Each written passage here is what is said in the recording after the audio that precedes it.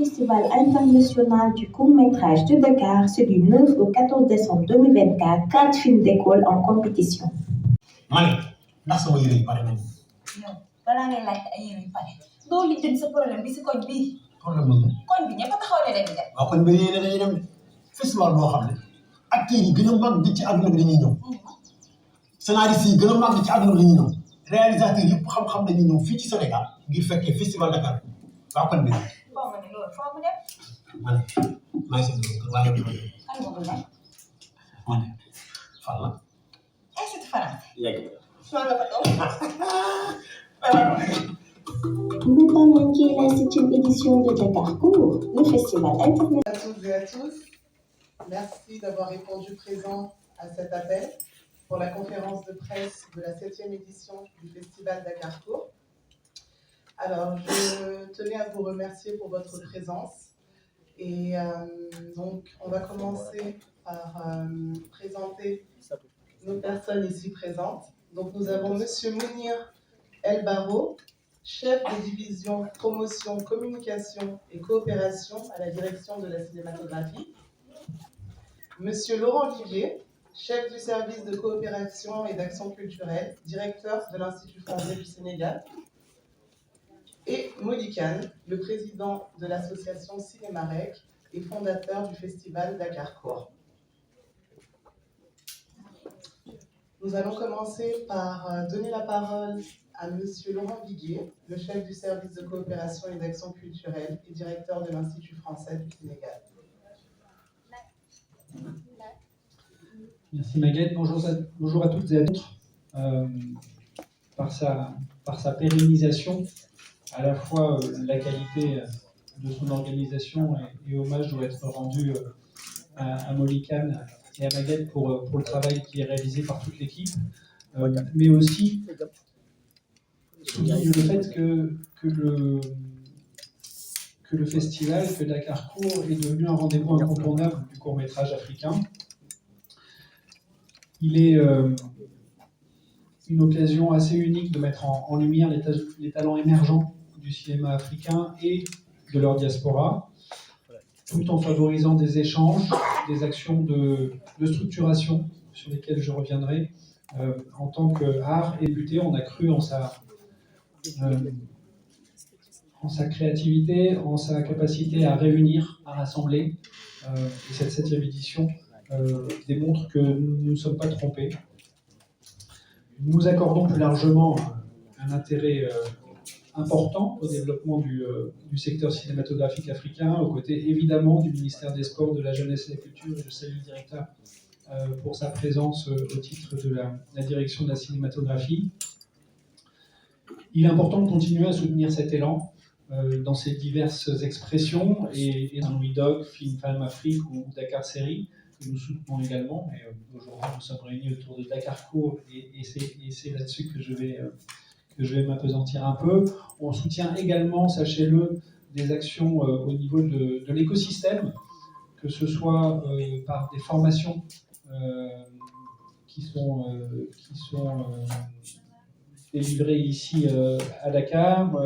Je pense au petit dernier qui est l'école internationale des acteurs de Dakar, qui contribue déjà, parce qu'elle a déjà commencé ses activités depuis 3 ans, mais elle vient de s'installer, qui contribue à renforcer la professionnalisation des acteurs qui vont se retrouver dans les films, je l'espère, qui seront présentés au Dakarcourt dans les années à venir.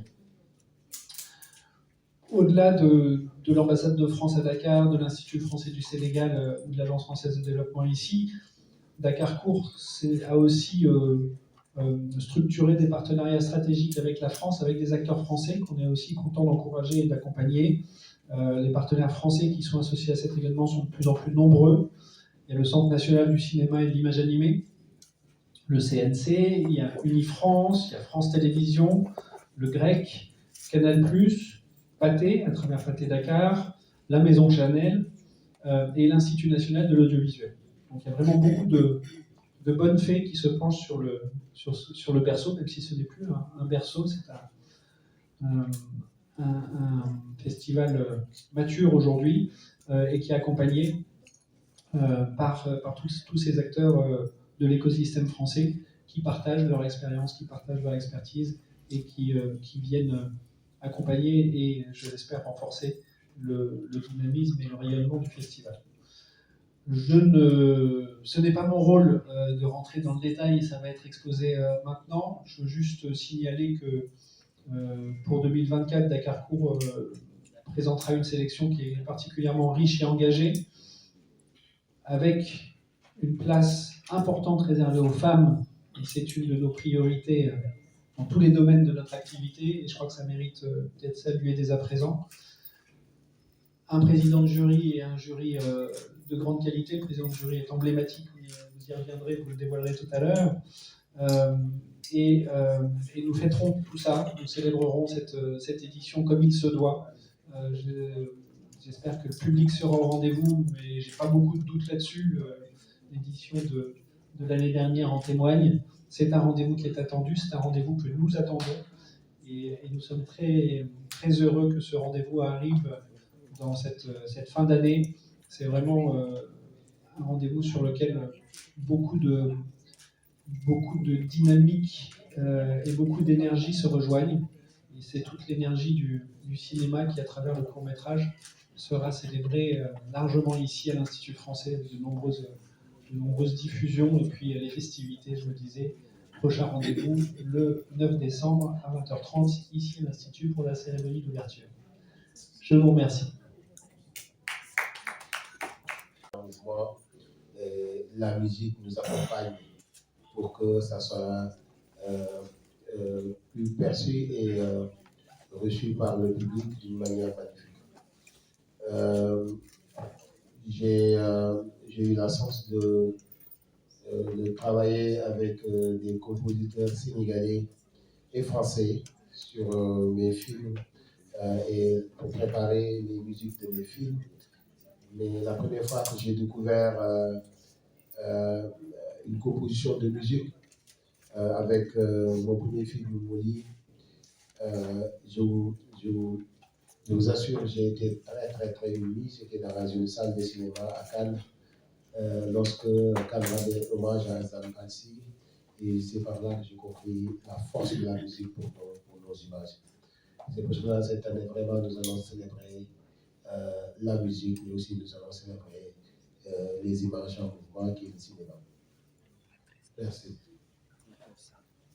Le 3 août dernier, nous avons reçu 108 candidatures et 30 candidatures ont été retenues.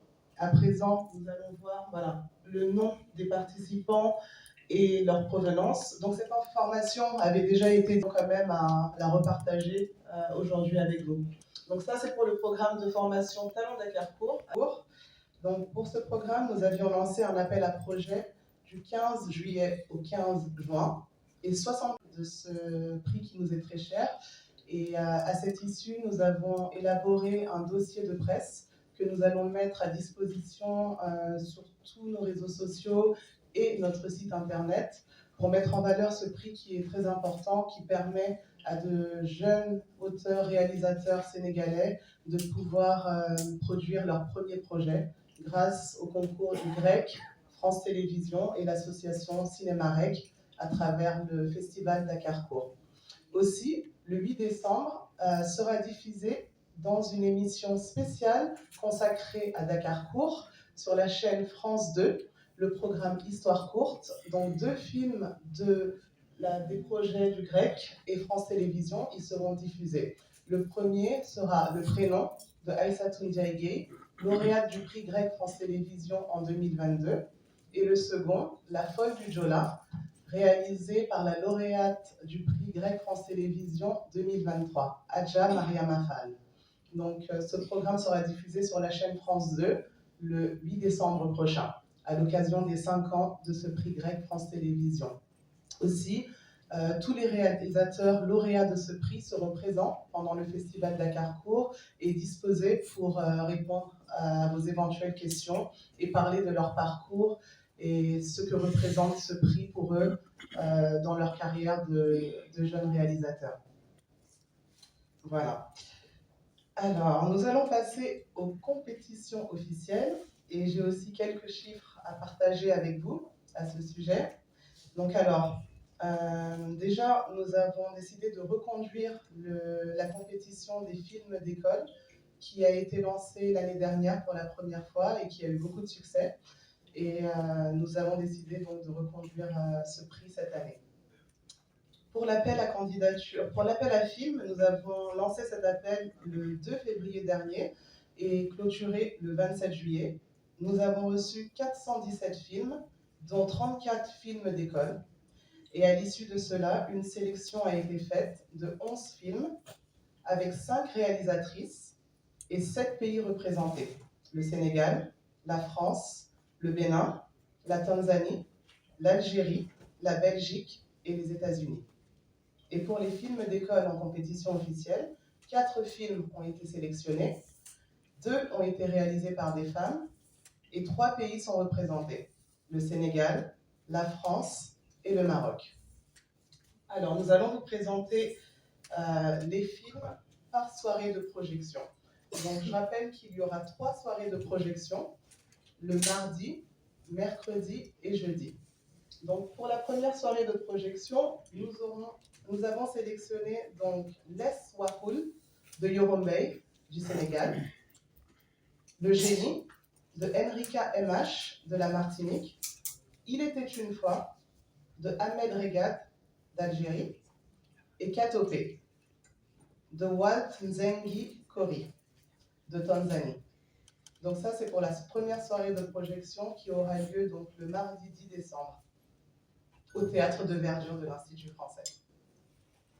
Ensuite, pour le 11 décembre, la deuxième soirée de projection, nous verrons Bakou de Stéphane Boy du Sénégal, La sirène se marie de Ashraf Ajraoui du Maroc, Rachid de Rachida El Garani du Maroc aussi, et Noces d'eau de Ariel Gioa du Bénin. Et enfin, la troisième soirée de projection aura lieu le jeudi 12 décembre avec Cut Me If You Can de Nicolas Polixen et Sylvain Loubet de la France, Aïcha de Coralie Laverne de la France également, et Budset de Alicia Mendy du Sénégal. Voilà pour les 3 soirées de films en compétition officielle. Et ensuite, nous aurons les films d'école qui seront, eux, projetés le mercredi 11 décembre. Merci. Alors pour les films d'école en compétition officielle, nous aurons Désaccordé, un film qui a été co-réalisé et qui sera représenté ici à Dakar par Bouana Bouar. La Source, un film donc de Ryan qui nous vient du Maroc. Le Masque, un film sénégalais qui a été réalisé par Angèle Diamant. Et enfin, À la frontière de l'inexploré, un film aussi co-réalisé et qui sera représenté à Dakarcourt par Maria Massao. Voilà, donc là c'est pour les films d'école en compétition qui seront eux projetés le 11 décembre, ici dans la salle de cinéma à 16h30.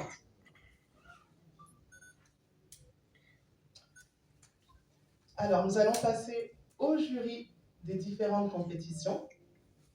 Et nous commencerons par le jury des films en compétition officielle et des films d'école. Voilà. Donc alors, pour la présidence de ce jury, nous avons l'honneur d'avoir Monsieur Moussa Sen Absa, artiste aux multiples facettes, peintre, écrivain, musicien, acteur, metteur en scène de théâtre. Il a réalisé plusieurs films et documentaires qui ont été primés à l'international, comme entre autres Le Prix du Mensonge, Ken Bougoul, La République des enfants, Madame Brouette, L'affaire Sey et son dernier film, Khalé, réalisé en 2022. Il sera accompagné par Rahmatou Keïta, réalisatrice et productrice, qui est classée parmi les 100 femmes les plus influentes du Niger par les Nations Unies, militante engagée pour l'Afrique, Elle est membre fondatrice de l'Association panafricaine de culture et elle est aussi membre du conseil consultatif de la FEPACI. Il y aura aussi Rosalie Vardin, créatrice de costumes, directrice artistique, productrice et dirige à présent la société familiale Ciné Tamaris qui distribue les films d'Agnès Varda et de Jacques Demy. Elle est aussi membre du conseil d'administration du Festival de Cannes. Il y aura aussi Mamadou Khoumagé, auteur, réalisateur, cadreur, intervenant d'éducation à l'image qui collabore avec l'École des Beaux-Arts de Nantes-Saint-Nazaire. Ses documentaires Saraba et Kédougou ont été primés dans de nombreux festivals. Et enfin, Amina Sek, romancière et scénariste, fondatrice de l'Agence pour la promotion des arts et cultures au féminin, les Cultures L. Donc ça, c'était pour le jury de la compétition officielle et des films d'école. Nous allons passer donc au jury du scénario Prix grec France Télévisions Dakarcourt 2024, qui sera présidé par Fatou Kandé Senghor, cinéaste, photographe, plasticienne, scénographe, auteure, femme de médias, éducatrice. Elle a aussi exposé ses œuvres à Dakar et à la Biennale de Venise. Aïda Badji, première assistante réalisatrice, assistante caméra, mais aussi vice-présidente de ATAX, l'association des techniciens de l'audiovisuel et du cinéma sénégalais. Anne Luto, déléguée générale du GREC. Amina Sek, que j'ai citée avant dans le jury de la compétition officielle et des films d'école. Et Gauthier Réjou, conseiller au programme Paul Court-Métrage de France Télévisions.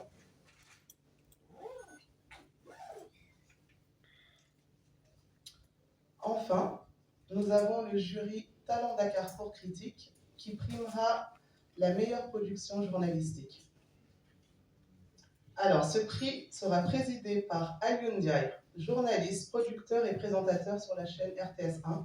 Il a auparavant présenté sur la 2STV l'émission de culture générale Le Grand Rendez-vous. Ndeye Dadia, membre de l'Association sénégalaise des critiques de cinéma, elle s'est spécialisée dans la culture et a animé pendant des années une rubrique consacrée au cinéma dans l'émission Kenkeliba de la matinale de la RTS. Elisabeth Lequeret, journaliste et critique de cinéma à RFI, elle anime l'hebdomadaire Tous les cinémas du monde. Elle a beaucoup écrit sur l'économie du cinéma et a notamment publié l'ouvrage intitulé « Le cinéma africain, un continent à la recherche de son propre regard ». Vincent Malossa, membre du comité de rédaction des Cahiers du cinéma, il a occasionnellement collaboré avec le journal Jeune Afrique et est passionné par l'œuvre du cinéaste Djibril Diop Mambéty, sur lequel il a écrit son sujet de master. Charles Ayetan, journaliste togolais et critique de cinéma. Il est auteur de nombreux articles et formateur en critique cinématographique. Voilà, donc ça c'était pour le dernier jury, le jury Talent Dakarcourt Critique. Alors à présent, je vais donner la parole à Monsieur Mohamed El Mounir Baro, chef de la division promotion, communication et coopération à la direction de la cinématographie. Merci. Bonjour à toutes et à tous. Monsieur Viguier, directeur de l'Institut français, mon cher Molikan, président de l'association Cinémarec, cher public, chers amis de la presse, c'est avec, comme d'habitude, un plaisir réel de partager ces moments avec vous pour préparer la prochaine édition de Dakarcourt, qui en est à sa 7e édition. Tout à l'heure, M. Viguier disait que c'est un âge de raison. Je serais tenté de dire que c'est un âge de maturation. On peut peut-être considérer que ce serait trop peut-être de le dire, mais je crois qu'on va dire que véritablement Dakarcourt a fini de s'imposer dans l'agenda cinématographique du Sénégal. De par son professionnalisme, de par sa rigueur également, et de par aussi son organisation. Parce que généralement, les événements culturels dans nos pays souffrent un peu de leur irrégularité. Et je crois que Dakarcourt, de ce point de vue, véritablement, a fini de gagner en crédibilité et de gagner aussi en respectabilité. Et en cela, je tiens, en tout cas au nom de M. Germain Poli, empêché, à féliciter véritablement M. Molikan et toute son équipe, vraiment de pouvoir assurer une organisation aussi difficile. Tout à l'heure, je disais que ce n'est pas évident dans nos pays véritablement de s'inscrire dans la durée. Alors, Dakarcourt, comme ça l'indique, c'est un festival de court-métrage qui a cette opportunité, en tout cas pour nos jeunes Africains, nos jeunes talents, de s'illustrer de manière à ce qu'ils puissent avoir des fenêtres à travers lesquelles ils pourront profiter pour se reconnaître davantage à l'échelle africaine aussi comme à l'échelle mondiale. Tout ça pour dire que véritablement la direction de la cinématographie à travers le ministère de la Jeunesse, des Sports et de la Culture a ce plaisir d'accompagner encore une fois Dakarcourt et à travers le fonds de promotion du cinéma de l'audiovisuel de FOPICA, en tout cas ce sera le plaisir d'accompagner comme il se doit. Mon cher Mouli, on ne va pas parler de chiffres, mais comme vous le savez, cette année encore une fois, on ne va pas déroger à la règle.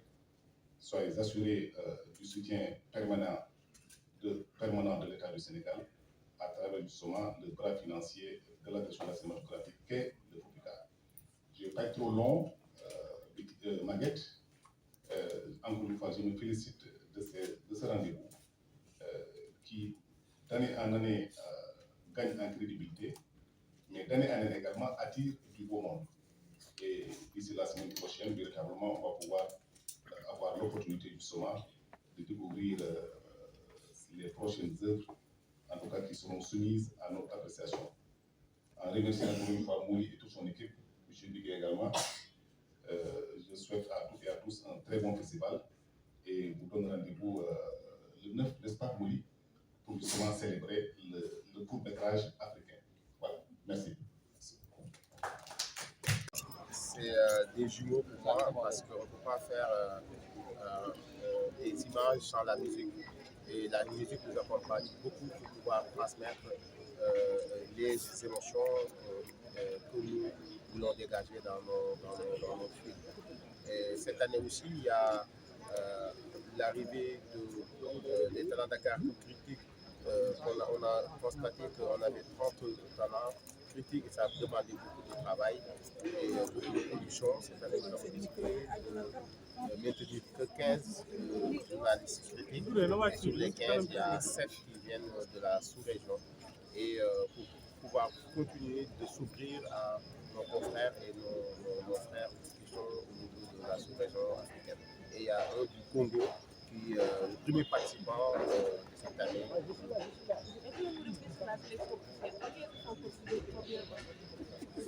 On a eu plus de 400 films cette année. C'était très très difficile de faire la sélection. On a retenu 11. Parmi les 11, il y a 3 films sénégalais. Et pour les films d'école, nous avons retenu 4 films et il y a 2 films sénégalais. Le jury, nous avons l'honneur d'avoir le grand cinéaste sénégalais Moussa Sen Absa qui préside le jury des films en compétition et des films d'école. Mais aussi dans son jury, il y a Ramata Kaita qui est quand même une grande réalisatrice africaine, mais elle est d'origine de Niamey, Niger. Et nous avons aussi Fatou Kandé Senghor, une sénégalaise qui va présider le jury scénario. Et nous avons M. Ndiaye qui est Alain Ndiaye qui est journaliste et qui va présider le jury critique. Et le prix grec, le prix grec France Télévisions Dakarcourt, c'est l'intitulé complet du jury, du prix. C'est en fait accompagner 4 auteurs sénégalais. C'est des jeunes qui ont écrit des scénarios et ils ont postulé à Dakarcourt. Nous avons reçu plusieurs scénarios. Et parmi ces scénarios-là, on a retenu 4 projets. Les 4 projets, ils ont suivi un atelier d'écriture de scénarios, de renforcement avec nous. Et pendant le festival, ils ont pitché devant le jury et le meilleur d'entre eux va avoir une production et un montant de 20 000 euros, plutôt autour de 13 millions de francs CFA pour pouvoir réaliser son film. Le plan critique, chaque année, c'était 30 journalistes qui étaient formés, mais cette année, vous avez diminué le nombre à 15. Parce que vous savez que c'était très difficile d'avoir 30 journalistes et ces 30-là, chaque journaliste doit produire des articles, ça prenait du temps pour pouvoir imprimer leur production journalistique et pouvoir aussi leur donner le temps de s'exprimer avec les autres réalisateurs qui sont en compétition. Et du coup, on a jugé nécessaire de diminuer le nombre pour permettre aussi aux formateurs de pouvoir mieux échanger avec les journalistes. Avoir 15 pour nous, c'était l'idéal. Monsieur Khan, votre thématique de retenue cette année, cinéma et musique, fait écho aux thématiques de Kino Lumière. Est-ce à dire qu'il y a un problème par rapport à la musique dans notre cinéma? C'est très important que cette thématique de la musique soit vraiment élargie dans tout le Sénégal, voire même la sous-région. Effectivement, la musique aujourd'hui, dans nos films, en tout cas en Afrique, on met n'importe quelle musique. Et ça, c'est pas bon. La musique, c'est une écriture. C'est une écriture pour nos œuvres. Ça doit s'accompagner entre la production et la réalisation. On ne peut pas se lever pour mettre n'importe quelle musique dans un film. Et même, il y a des droits d'auteur pour ça. Et on voit beaucoup dans des films que les gens se mettent n'importe quel film dans. Et ça, c'est pas bon. Il faut inviter nos compositeurs, nos artistes, à s'intéresser au cinéma et à s'associer avec nous pour pouvoir créer la musique de nos films.